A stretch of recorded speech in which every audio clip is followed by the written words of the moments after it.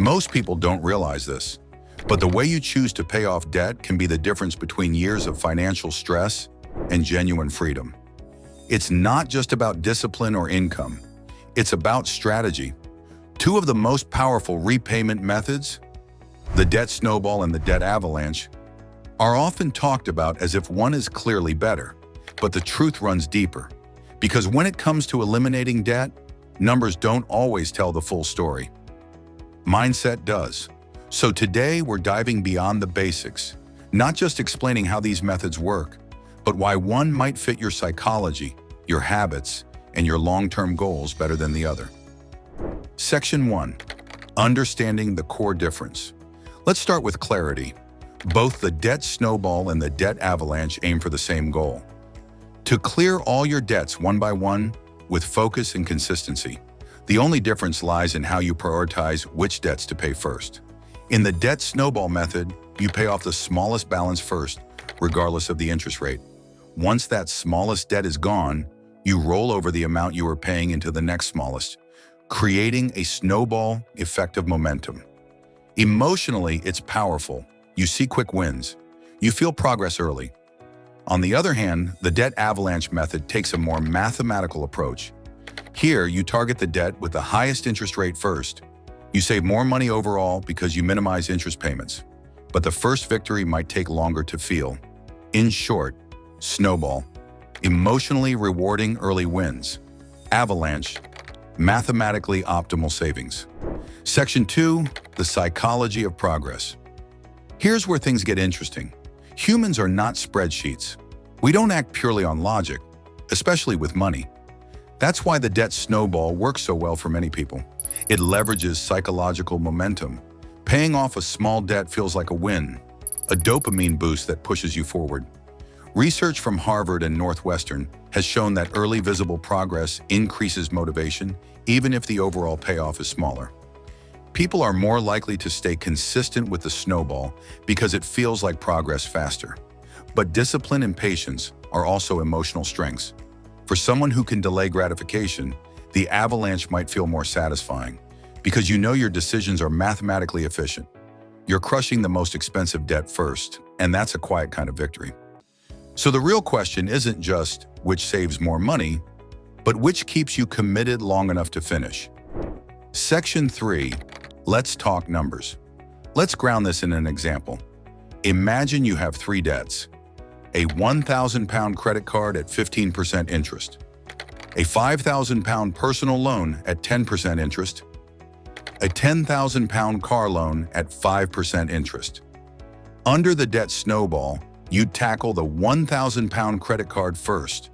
You'd pay minimums on the others, and once that card is cleared, you'd redirect that payment toward the £5,000 loan. You'd probably see that first debt disappear in a few months, and that early win keeps the motivation alive. But with the debt avalanche, you'd go after the debt with the highest interest first. You'd save more over time, possibly hundreds or even thousands in interest, but the results take longer to appear. Section 4. Emotion versus efficiency. The biggest debate around these two methods is emotion versus efficiency. The avalanche saves you money. That's fact. But the snowball keeps more people in the game. If you've ever tried to lose weight or build a habit, you already know. Consistency beats intensity. The snowball understands human nature. It says, start small, win early, and build belief. The avalanche, however, appeals to logic, to those who can zoom out, think long-term, and trust the math even when the emotional reward is delayed. Here's a simple truth. You can't optimize what you can't finish. If the avalanche drains your motivation, it's not efficient anymore. But if the snowball gives you traction that keeps you going, that emotional energy is efficiency, just measured differently. Section 5. When each method wins. So when does each method make sense? Choose the debt snowball if you've struggled to stay consistent with a debt plan. You need visible progress to stay motivated. You're juggling multiple small debts and want simplicity. Choose the debt avalanche if you're financially disciplined and patient. You have high-interest debts like credit cards. You want to minimize total interest paid. There's also a middle path, the hybrid method. Start with the snowball to build momentum, then switch to avalanche once confidence builds. Section 6. The deeper layer, behavioral finance. In behavioral finance, there's a term called present bias. We naturally give more weight to what we feel now than what we'll gain later. That's why many intelligent people still choose the snowball. It fits human wiring. But if you're self-aware enough to recognize that bias, you can train yourself to act against it. That's where the avalanche shines. It rewards patience and self-awareness. What matters most isn't the method, but the mindset.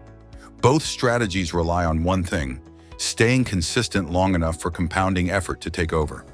Section 7. The real enemy in action. While people debate snowball versus avalanche, the real danger isn't picking the wrong one. It's not picking one at all. Analysis paralysis, waiting for the perfect plan. Debt doesn't wait. Interest doesn't pause. Every month you delay, the snowball rolls against you. So instead of chasing perfection, focus on progress. Section 8. Long-term perspective. Paying off debt isn't just about zeroing balances. It's about rebuilding identity. Once you're debt-free, your habits stay. The same discipline that cleared your loans becomes the foundation for saving, investing, and building wealth. The snowball builds emotional resilience. The avalanche builds strategic thinking. Combine both, and you've built something rare: emotional intelligence with financial precision. At the end of the day, the best debt payoff plan is the one that you'll actually follow through. Some people need early victories. That's the snowball. Others find motivation in efficiency. That's the avalanche. Both lead to freedom if you stay consistent. So don't overthink the theory, just start. Because in the world of debt, momentum beats perfection. And whether your progress comes like a snowball gathering speed or an avalanche cutting through interest, what matters most is that you never stop the fall until every balance is buried beneath your determination. Your debt won't wait, but neither should you.